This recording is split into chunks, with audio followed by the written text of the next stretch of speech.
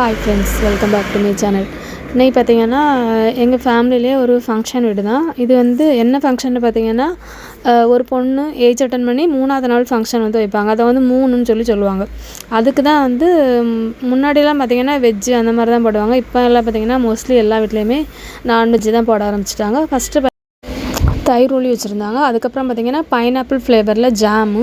இது வந்து normal plain biryani தான். சிக்கன் வந்து பார்த்திங்கன்னா தனியாக தான் வச்சுருந்தாங்க. சிக்கன் வந்து பார்த்திங்கன்னா பெரிய பெரிய பீஸாக கட் பண்ணி போட்டுட்டு நல்லா வந்து கிரேவி மாதிரி தான் வச்சுருந்தாங்க. அது இந்த பிரியாணிக்கும் அந்த சிக்கன் கிரேவிக்கும் ரொம்பவே சூப்பராக இருந்துச்சு. நல்ல ஒரு சூப்பர் காம்பினேஷனாக இருந்துச்சு. அதுக்கப்புறம் லாஸ்ட்டாக பார்த்திங்கன்னா சேமியா பாயசம் 3மே சூப்பராக இருந்துச்சு. இதில் பார்த்திங்கன்னா நம்ம வந்து சிக்கனு அப்புறம் வந்து அந்த தயிர் உள்ளி ஜாம் 3யுமே சேர்த்து வச்சு சாப்பிட்டாலும் ரொம்பவே நல்லாயிருக்கும்.